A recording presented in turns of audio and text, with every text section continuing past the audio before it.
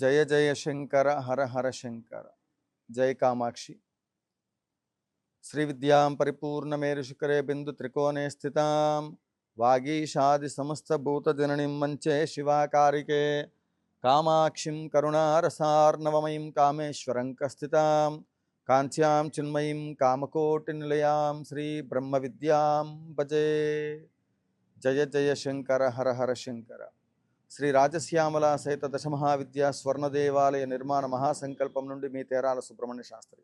ఈ సంకల్పంలో భాగంగా 11 లక్షల పసుపు కొమ్ములతో నిర్వహిస్తున్నటువంటి శ్రీ బ్రహ్మాస్త్ర స్వరూపిణి బగలాముఖి మూలమంత్ర అనుష్ఠాన హవనము రాజశ్యామల సహితముగా దశమహావిద్య యాగము స్వర్ణాకర్షణ రాజశ్యామల స్వర్ణ దేవాలయ నిర్మాణ మహాసంకల్పం అతి శీఘ్రంగా పూర్తి అవ్వడానికి సంకల్పం చేసినటువంటి స్వర్ణ శ్రీచక్ర నిర్మాణమున కొరకు కావలసిన ధనద్రవ్యాలు సువర్ణము బంగారం అంతా ఇక్కడ కావలసినటువంటి మరి ఈ వ్యవస్థ పటిష్టం చేయడానికి కావలసిన శక్తిని నిక్షిప్తం చేయడానికి నిర్వహిస్తున్న కార్యక్రమంలో భక్తులు ప్రత్యక్షంగా లేదా పరోక్షంగా పాల్గొనేటువంటి వాళ్ళు కింద స్క్రోల్ అవుతున్న నెంబర్లను సంప్రదించగలరు.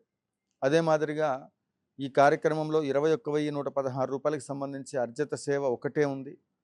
ఇది 2 ఆవు నెయ్యి టిన్నులకు సంబంధించి వనమూలికలకు సంబంధించినటువంటి ఒక మహాసంకల్పంతో 11 లక్షల పసుపు కొమ్ములతో నిర్వహించే కార్యక్రమంలో 21,116 రూపాయలకు సంబంధించి ఆవు నెయ్యి చాలా ముఖ్యమైనటువంటిది.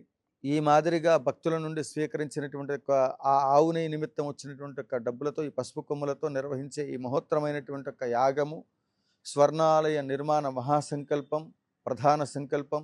అదే మాదిరిగా ఎవరికైతే బ్రహ్మాస్త్ర స్వరూపిణి బగలాముఖి అమ్మవారి యొక్క దశమహావిద్యలలో ఏ దేవతలను ఉపాసన చేస్తే ఏ దేవతల ఉపాసన బలం చేత మీ సమస్యలు పరిష్కారం అవుతాయో మీరు పంపించేటువంటి డబ్బుల ద్వారా 21,116 రూపాయలతో పాటు మీకున్నటువంటి సమస్యను కూడా ఇక్కడ వ్యక్తపరిచినట్లయితే మీరు పంపించేది 21,116 రూపాయలు అయినప్పటికీ ఈ 11 లక్షల పసుపు కొమ్ములతో నిర్వహించే యాగం మొత్తం ఫలితం ఇందులో భాగస్వాములైనటువంటి ప్రతి ఒక్కళ్ళకి వస్తుంది. అంతేకాకుండా స్వర్ణ శ్రీచక్ర నిర్మాణం ఇది మహాసంకల్పం. స్వర్ణమైనటువంటి కేజీ బంగారంలో నిర్మితం చేయాలనేటువంటి మహాసంకల్పానికి దాతలు రాజపోషకులు మహారాజపోషకులు పోషకులు అందరూ ముందుకు వస్తూ ఉన్నారు. 1 గ్రాము దగ్గర నుండి మీకు చేతనైనంత వరకు ఈ కేజీ బంగారంలో ఎవరికి తోచింది వాళ్ళు శ్రీచక్ర నిర్మాణానికి ఇచ్చారు అంటే 100 గోవుల్ని దానం చేసిన పుణ్య ఫలితం. అదే మాదిరిగా అశ్వమేధాది యాగములు చేసినటువంటి పుణ్య ఫలితం. అదే మాదిరిగా 16 దానాలు చేస్తే వచ్చేటువంటి పుణ్య ఫలితం. ఇక శ్రీచక్రార్చన అనేటువంటిది 32,000 కోట్ల మంది దేవతలను ఏకకాలంలో అర్చించినటువంటి పుణ్య ఫలితం. మన పైన ఎవరైనా చేతబడి ముల్లంగి ఇట్లాంటి దుష్ట ప్రయోగాలు ఏమైనా చేసినట్లయితే లేదు రాబోయే కాలంలో చేస్తారేమో అనేటువంటి అనుమానం కూడా లేకుండగా ఈ శ్రీచక్ర నిర్మాణంలో మీరు విరాళం అందించినట్లయితే దానికి జరిగేటువంటి చక్రార్చన కేవలం అమ్మ నిర్మాణమే కాదు. ఒక దేవాలయం నిర్మాణం చేయాలంటే మహాలక్ష్మి అమ్మవారి యొక్క దేవాలయం నిర్మాణం చేయాలంటే అమ్మవారి యొక్క విగ్రహాన్ని తీసుకొచ్చి ఆలయం నిర్మాణం చేసి ప్రతిష్ఠ చేసి అమ్మకి అర్చన కైంకర్యములు నిర్వహిస్తే మహాలక్ష్మి అమ్మవారి యొక్క అనుగ్రహం లభిస్తుంది. అట్లనే విష్ణుమూర్తి సంబంధించిన ఆలయం నిర్మాణం చేస్తే ఆ స్వామి అనుగ్రహం చేత అవి లభిస్తాయి. ఏ దేవాలయానికి నిర్మాణం విరాళాన్ని అందిస్తే ఆ దేవాలయానికి సంబంధించినటువంటి ఫలితం వస్తుంది. కానీ బంగారపు శ్రీచక్ర నిర్మాణం అనేటువంటిది శ్రీదేవి శ్రీ విద్యాపీఠం ద్వారా లోకానికి క్షేమం జరగడానికి ఏకకాలంలో 32,000 కోట్ల మంది దేవతలను పూజ చేసినటువంటి పుణ్య ఫలితం రావడానికి ఈ మొత్తం 3,00,00,000 మంది దేవతలకు ఆలయం కడితే ఎంత పుణ్య ఫలితం వస్తుందో ఒక్క శ్రీచక్ర స్వర్ణమయమైనటువంటి బంగారపు శ్రీచక్రం అనేటువంటిది శాస్త్రంలో నేను చెబుతున్నటువంటి మాట కాదు. భూర్జపత్రే స్వర్ణపత్రే లిఖిత్వా ధారయేత్ ఇష్టకామాన్ భవతి. ఎవరెవరు ఏ కోరికలతో ఈ బంగారాన్ని విరాళంగా ఇస్తారో అట్టి వారికి కావలసినటువంటి సకల భోగభాగ్యములు నేను ఇస్తాను అని చెప్పేసని ఆ పరదేవత శ్రీచక్రంలో కొలువు తీరి అద్భుతమైనటువంటి ఫలితాలు అందించటానికి శాస్త్రముల ద్వారా పురాణ వాంగ్మయముల ద్వారా మంత్రశాస్త్రము ద్వారా సుస్పష్టంగా తెలియచేయబడినటువంటి అంశాన్ని మీకు తెలియచేస్తూ ఉన్నాను. ఇక్కడ రాసి పెట్టి ఉంటే కానీ ఇందులో భాగస్వాములు అవ్వాలని ఇందులో విరాళం అందించాలనే ఆసక్తి కలగదు. అలాంటి ఆసక్తి కలిగి ఉండి పూర్వజన్మలో మనం చేసినటువంటి ఒక దాన ధర్మముల ద్వారా ఈ జన్మలో మనకు దాన ధర్మాలు చేసే శక్తి లభించింది. ఆ దానం కూడా ఎలాంటి దానం అయ్యా అంటే శ్రీచక్రానికి నిర్మాణానికి 1 కేజీ బంగారంలో మీరు కూడా కలిశారంటే ఆ శ్రీచక్రం నిత్యంచ శాశ్వతంచ ధ్రువమక్షరం పరమం పదం. ఈ యావత్తు సృష్టి ఉన్నంత వరకు కూడా అందులో ఉండబడేటువంటి ఒక మంత్ర శక్తి నిక్షిప్తమై ఉంటుంది.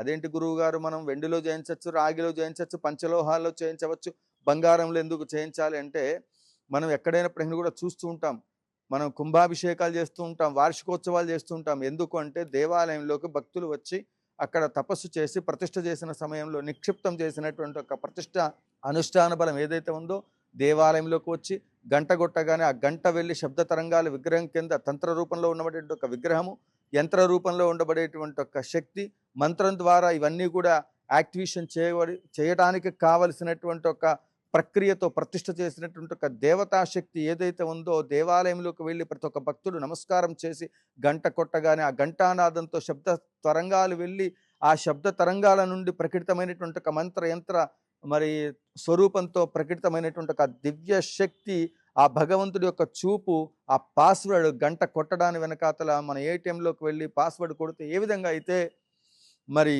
అక్కడ మనకు కావలసిన ద్రవ్యం మనం తీసుకోవడం, మనం వేసిన డబ్బే, మనం సంపాదించిన పుణ్యమే మనం తీసుకోవాల్సింది. అందుకే అనేది మనం సంపాదించిన డబ్బు మనం అనుభవించడం అనేటువంటిది లౌకికపరమైన అంశం.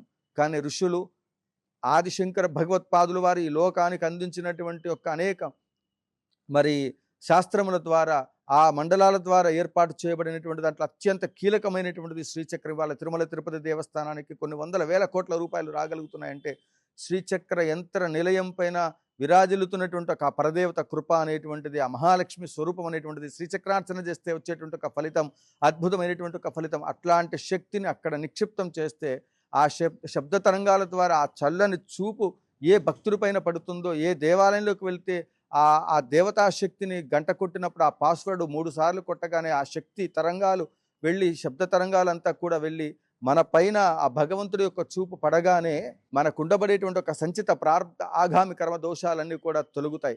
ఒక అయస్కాంతము నుండి ఒక ఇనుప గుండును అంటే ఒక పినీస్ని తీసుకుని స్క్రాచ్ చేస్తే ఆటోమేటిక్గా పినీస్ ఇంకొక పినీస్ని లిఫ్ట్ చేస్తుంది, దాన్ని కూడా ఆకర్షించగలుగుతుంది. అట్లనే మానవుడు తను అనుభవించినటువంటి ఒక సంచిత ప్రారంభ ఆగామి కర్మ దోషాలు ఏవైతే ఉన్నాయో, పాప భూయిష్టమైనటువంటి ఒక కర్మల చేత తాను కష్టాలు అనుభవిస్తూ ఉంటాడో, అట్లాంటి పరిస్థితుల్లో ఎలాంటి పాప పనులు చేసినా చేయకపోయినా దైవశక్తి కోసం భగవద్ దర్శన కోసం వెళ్ళేటువంటి వాడికి కూడా దేవాలయం చుట్టూ శ్రీచక్రం చుట్టూ ప్రదక్షిణ చేస్తే ఆ అయస్కాంతానికి ఎంత శక్తి ఉందో అంతటి శక్తి మరి ఆ శ్రీచక్రానికి ఉండి ఈ శక్తి మొత్తం కూడా ఆ ప్రదక్షిణ చేసేటువంటి వాళ్ళకి, శ్రీచక్రార్చన తీర్థం తీసుకునేటువంటి వాడికి భారత భూభాగ అంతర్గత సమస్త పుణ్యనిధి తీర్థములను ముక్కోడి దేవతలను ఏకకాలంలో అర్చన చేసినటువంటి ఒక పుణ్య ఫలితం వస్తుంది. ఒకటేమి చెప్పడానికి ఇంకా మాటలు రావడం లేదు.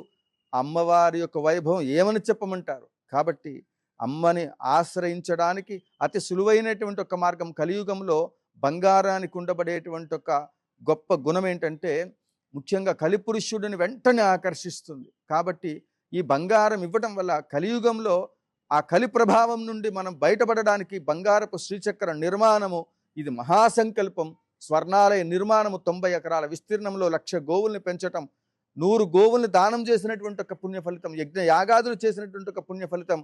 ఇవన్నీ ఏ కార్యక్రమం చేయడానికి ఎంత తక్కువ ఖర్చులో ఒక గ్రాము దగ్గర నుండి మీకు అవకాశం వచ్చింది అంటే మరి నిజంగా ఇంతటి అదృష్టాన్ని మనం పొందటానికి ఎన్ని జన్మల పుణ్య ఫలితం చేస్తుంటే ఇందులో భాగస్వాములు అవ్వాలనే ఆలోచన కలుగుతుంది. కాబట్టి ఈ మహాసంకల్పంలో అమ్మ అనుగ్రహం అందరికీ రావటానికి, ఈ లోక మొత్తానికి రావడానికి, స్వర్ణాలయం పూర్తి అవ్వడానికి మీరందరూ ఆ విధంగా ముందుకు రావటం అనేటువంటిది చాలా సంతోషదాయకం. కంచి కామకోటి పీఠ సాంప్రదాయంలో ఆలయం పూర్తయిన తర్వాత జగద్గురువులకు కంచి కామకోటి పీఠానికి అట్లనే ఆమ్నాయ పీఠాల యొక్క మరి పరివారం వీటన్నిటిని కూడా గమనించి ట్రస్ట్ మొత్తం ఒక నిర్ణయానికి వచ్చి తద్వారా ఆలయం పూర్తయిన తర్వాత ఎప్పుడూ కూడా నిత్య నైవేద్య ధూప దీప కైంకర్యములకు ఎక్కడికి కూడా ఇబ్బంది లేకుండా ఒక పటిష్టమైనటువంటి ఒక ఏర్పాట్లన్నీ కూడా చేసి ఈ యొక్క మరి మహాసంకల్పాన్ని ముందుకు తీసుకెళ్తూ ఉన్నాం. ఈ కార్యక్రమంలో 21,116 రూపాయలు చెల్లించేటువంటి ఒక భక్తులు ఎవరైతే ఉన్నారో వారితో పాటు ఇంకా ఈ ఆలయ వ్యవస్థకు సంబంధించిన దాంట్లో ఎవరైతే విరాళాలు అందిస్తూ ఉన్నారో వాళ్ళ పేరుతో నిత్యగోతనామర్చన కైంకర్యములు అన్నీ కూడా జరుగుతున్నాయి. ఎవరెవరికి ఏ ఏ సమస్యలు ఉన్నప్పటికీ కూడా ఆ సమస్యలను అనుసరించి దశమహావిద్యా యాగాలు ఇవన్నీ కూడా నిర్వహిస్తున్నాం. ఈ కార్యక్రమంలో ప్రతి ఒక్కళ్ళు కూడా భాగస్వాములై పరదేవతా కృపకు పాత్రలు కావలసిందిగా మనవి చేస్తూ జయ జయ శంకర హర హర శంకర కాంచీ శంకర కామకోటి శంకర.